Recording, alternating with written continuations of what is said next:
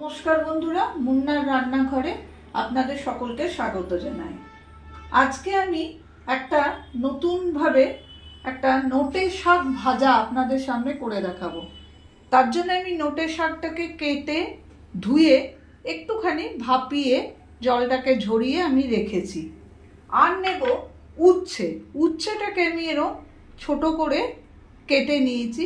আমার যেহেতু শাকের পরিমাণ অল্প, তাই আমি এখানে দুটো মাঝারি সাইজের উচ্ছেকে এইভাবে কেটে নিয়েছি। এবারে আমি রান্নাটা শুরু করব। প্রথমে গ্যাস জ্বালিয়ে আমি প্যানটা গরম করে নিলাম। তারপরে আমি এতে 3 চামচ থেকে 4 চামচ সর্ষের তেল দেবো। নিয়ে এটাকে ছড়িয়ে নেব।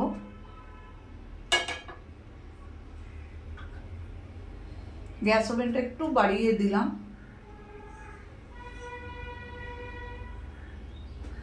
তারপরে তেলের মধ্যে আমি একটুখানি হলুদ দেবো, কারণ আমি ফোড়নে একটুখানি গোটা সর্ষে, সাদা গোটা সর্ষে অল্প মতো দেবো। এটা টানালে খুব ছিটকাবে, তাই জন্য আমি একটু হলুদ দিয়ে তারপরে সর্ষেটা ফোড়নে দিলাম।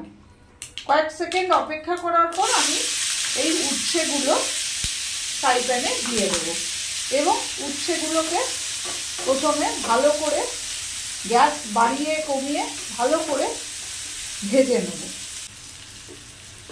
উচ্ছেটা যখন একটু হালকা ভাজা ভাজা হয়ে যাবে, তখন আমি গ্যাস ওভেনটা একটু কমিয়ে তার মধ্যে ছোট চামচের 1 চামচ হলুদ এবং অল্প নুন, বা বলা ভালো পরিমাণ মতো নুন দিয়ে দেবো।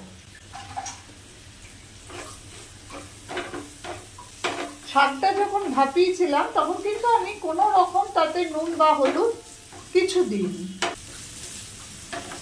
এইভাবে ভাজার পর দেখুন অনেকটা ভাজা ভাজা হয়েই গেছে। তখন আমি গ্যাস ওভেনটা একটু কমিয়ে দেবো আঁচটা। আরেকটু ভাজবো, খালি দেখতে হবে যেন আমার উচ্ছেগুলো পুড়ে না যায়।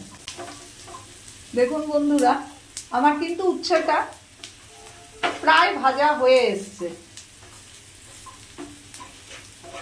ঠিক এই সময় আমি যে শাকটা ভাপিয়ে রেখেছিলাম সেটা আমি এইভাবে ছড়িয়ে দেবো।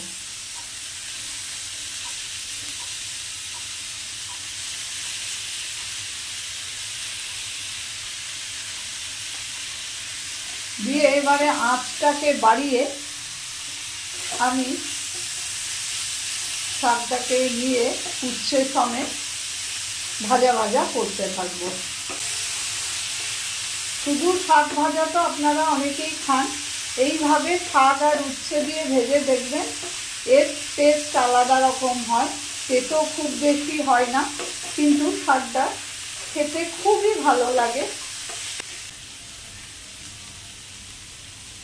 এর উপরে একটা লঙ্কা দিয়ে দেবেন। আর একটু নাড়াচাড়া করলেই উচ্ছে দিয়ে শাক ভাজা একেবারে রেডি। দেখুন বন্ধুরা, আমার এইভাবে উচ্ছে দিয়ে শাক ভাজা কিন্তু রেডি হয়ে গেল।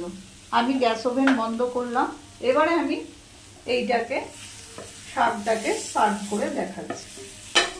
এই দেখুন বন্ধুরা, আমার উচ্ছে দিয়ে শাক ভাজা কমপ্লিট হয়ে গেছে। আপনারা ঘরে এইভাবে ভেজে দেখবেন, শাক ভাজার টেস্টটাই চেঞ্জ হয়ে যায়। ভিডিওটা ভালো লাগলে আমাকে লাইক, শেয়ার এবং কমেন্ট করতে ভুলবেন না। আমি অন্য কোনো দিন অন্য কোনো রেসিপি নিয়ে আবার হাজিরা দেবো।